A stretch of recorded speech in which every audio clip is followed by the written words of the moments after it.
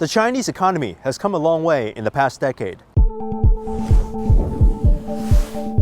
In this series, we'll show you some new trends in how China is approaching higher quality growth, from innovation, livelihood services, to policy reforms. And we start here in the southern city of Zhuhai in Guangdong province. This region is one of China's high-tech hubs. So we are now in a showroom where almost every item is 3D printed, meaning they're constructed inside programmed machines. And actually, I'm wearing a pair of sneakers with 3D printed soles. So there may come a day when most of us can print our own shoes at home. Pretty cool. Right, if we look at the data, we can see the industry growing every year. Better yet, we can now materialize this data.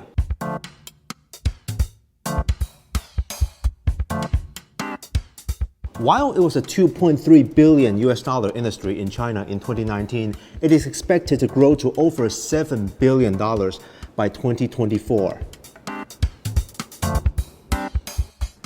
This showroom belongs to one of China's biggest printing supply companies that also makes 3D printers.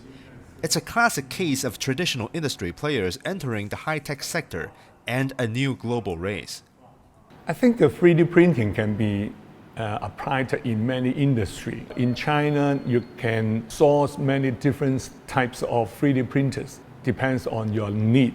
But in other countries, they may not have so many choices. Guangdong province has attracted a variety of 3D printing companies with machines that print with materials from plastic, wax, sand to metal. Promising as the technology is, the industry still requires breakthroughs, insiders say. The cost is still high, the efficiency is still low, and the precision is still not up to the industrial standard. But I think these three areas can be resolved.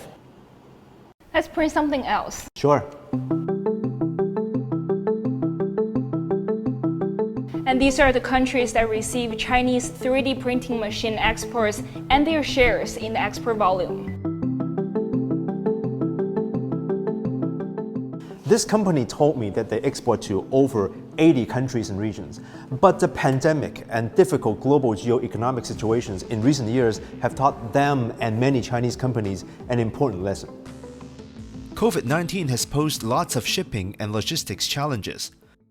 While 3D printing is this company's new foray, its main business remains being a stable supplier of printing consumables to global markets. The region's many companies have been relying on one advantage to maintain supply, forming an industry cluster. The industrial base and the scale and the supply chain upstream and downstream attracts a lot of companies that come to this area.